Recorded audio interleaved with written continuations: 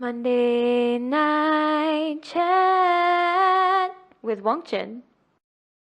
Brought to you by the Member of Parliament for Subang. Hi, welcome to Monday Night Chat episode 31. This week we're still in Parliament, so there's going to be This Week in Parliament, followed by Q&A 120 seconds, and then farewells from our two interns, Diana and Shaila. Hello, for This Week in Parliament, we are still in Parliament, this is the third week. Busy, for whatever reason I can't really explain, busy. Okay, so let's start with Monday. Monday morning started very early at about 9 o'clock. I met up with some help students and they wanted to learn about policy making. So I spent about 1.5 hours talking to them, answering questions, talking about policy on, global warming to all sort of things. That is followed by the PAC briefing by the Dato Othman on government procurement. So we learnt about the steps government procurement takes.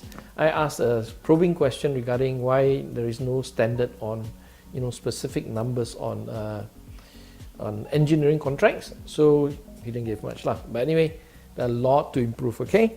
Then of course the big event, which is the Cuban ambassador talk on health, national health service in Cuba. We learnt a lot. There was about 11 members of parliament, I think. There, the deputy health minister was also there. The Cuban ambassador, Her Excellency Ibet, gave a good briefing and then answered a few tough questions as well. But generally, this is what we learned. Cuba, having no money and under trade embargo, focuses on primary health care, right? And that's what we have to do. We spend our national health budget 30% on primary health care. We got to increase it to 40 to 50%. If we do that, we can bring down the overall cost of health service and at the same time improve health overall. Yeah? Okay, so Tuesday I had an interview by two Monash students on the issue regarding whether the people should, whether young people should be allowed to vote to bring down the voting age to 18.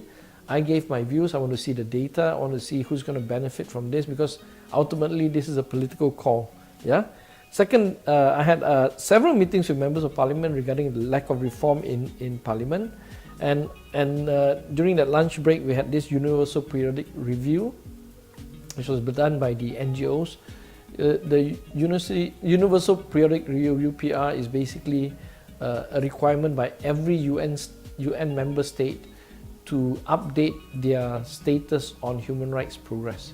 So issues on rights of stateless people, refugees, human rights overall, death penalty, all this were discussed. I gave my point, which is basically I urged them to focus more on doing economic computation. If you want to convince the Malaysian government to adopt human rights, you've got to convince them not just through the emotive argument, but to show them that we can actually make more money, better for the economy if we focus on human rights. On Wednesday, there was a My Salam briefing on the controversial insurance scheme by Great Eastern. I asked some questions regarding valuation of the 2 billion issue. Didn't get a very good answer, but what to do. Then there was a PAC meeting where we conducted the interview on Liu Tong Lai on the VEP issue, which is basically some sort of automated tracking system for vehicle coming in from Singapore. It was very strange, the PAC, because there were no opposition members there. And I'm going to make a statement soon on the PAC issue. Most likely, I'm going to tender my resignation from the PAC the moment I complete my report on the GST refund thing.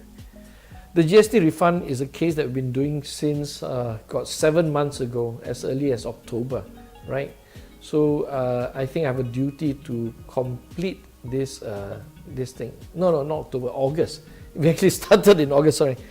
So yeah, 7 months ago. So I think I have a duty to finish the last leg, which is expected to be in April. If nothing changes from there, I think I have to tender my resignation because this is not the PAC that I want to, that I can support. A PAC run both the chairman and the deputy by the government itself. Because PAC is really supposed to be independent and we're supposed to check the government of the day, how can we do that job if there's no opposition inside, if the opposition do not lead this august body? Yeah. So on Thursday, I had a question in Parliament. Surprise, surprise. After 3 weeks of waiting, finally a question came out in Parliament. I asked the Minister for Economy The deputy minister was there, the minister wasn't there.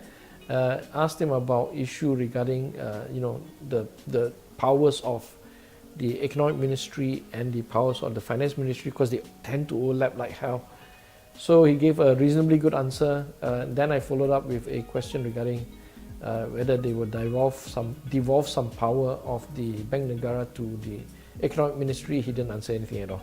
So after that, I had a meeting with Saul Takahashi, former UN rapporteur for Palestine. There's a Palestinian group coming to visit, so I'm going to engage them and have lunch with them. And then on Saturday, actually, I'm going to UM to give a talk on the Palestinian solidarity issue regarding sanctions and things like that. Okay, so after that, I have a couple of meetings also with some members of Parliament on select committee formation. So that's it on this week in Parliament. Busy. The only thing I want to say is the issue regarding PAC is dragging. It is now, it appears that there might be some change of position by the Prime Minister.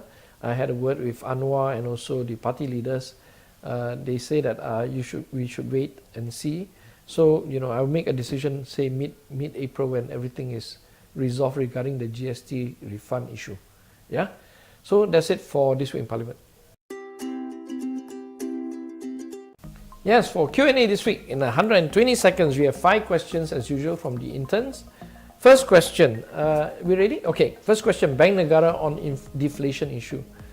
First, sometime in February, there was report that the Minister of Finance said we're facing deflation. Now Bank Negara comes back recently and say no deflation, but that is only only drop in fuel prices, therefore causing some items to drop, but most of the items did not drop. Therefore, the deflation is not really real. All I can say is get your act together. Okay, number 2, Anwar push for Parliamentary Services Act to be reintroduced. This is something that is very close to us. We've been fighting this for 6-7 months now. The Parliamentary Services Act is great.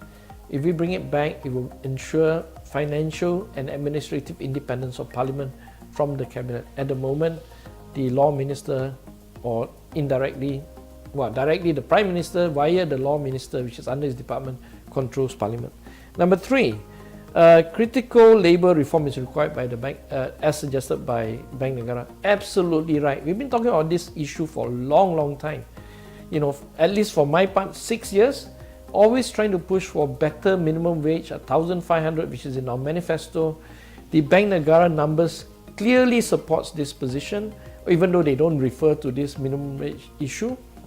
It just says that Malaysians are underpaid, especially the lower income group. So we're going to push ahead, and thank you Bank Negara on this matter lah. Deflation, less thank you lah. Okay. Now, the next question is on Rantau. What's happening to Rantau?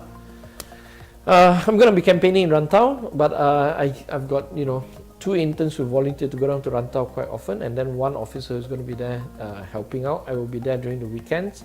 Once the campaign starts, of course Parliament is sitting, I can't leave Parliament to go to Rantau.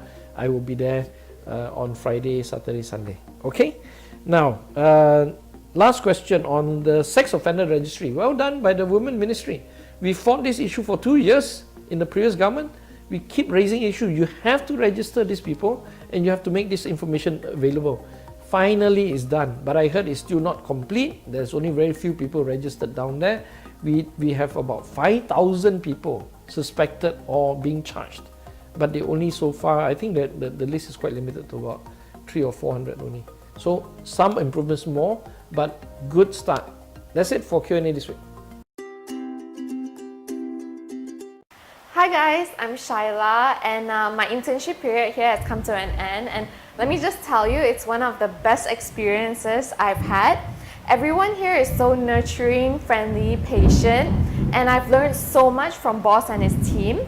Over the past month, I've been involved in research, helping constituents with issues, administrative work, and community projects such as the Baik Pulih Sekolahku project, where the 51 schools in the Subang constituency are going to be repaired and upgraded.